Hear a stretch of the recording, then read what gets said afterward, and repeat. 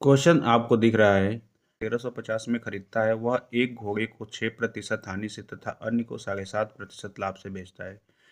इन सौदे से उसे न तो लाभ और न ही हानि होती है। तो प्रत्येक घोड़े का क्रय मूल्य यहाँ से पूछ लिया। देखिए क्वेश्चन दिया हुआ है, क्वेश्चन का हल भी दिया हुआ है, लेकिन हमको एग्जाम में जाकर के कम समय में क्वेश्चन को करना रहेगा। तब हम इसको कैसे करेंगे कि हम इसको जो भी प्रतिशत दिया है ना, इसको सीधे सीधे इसके विलोमानुपाती में बांट लेंगे। यानी पहली वस्तु जो दिख रहा है ना, वो 6% के हानि पर है, और फिर कह रहा है कि अलग अलग, तो हम इसको तुरंत 6% और 7.5 को हम एक विलोमानुपाती ले लेंगे, 7.5 और ये 6 हो जाएगा।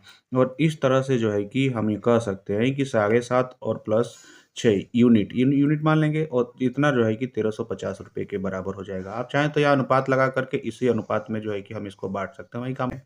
तो 13.5 यूनिट यानी 13.5 यूनिट जो है 1350 रुपये के, तो 1 यूनिट का मान निकाल लेंगे, और 1 यूनिट का मान जो है कि निकल के आ गया घटाने फाइनली हमको कि 100 रुपये। 1 यूनिट का मान 100 रुपया है, और पहली वस्तु का जो है कि यूनिट कितना है, तो 7.5 है।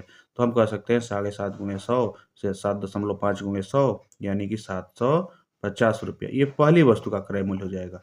और दूसरी वस्तु का जो है कि कह रहा है, तो 6 गुणे 100 कर लेंगे, यानी कि दूसरी वस्तु का आ जाएगा 600 रुपया।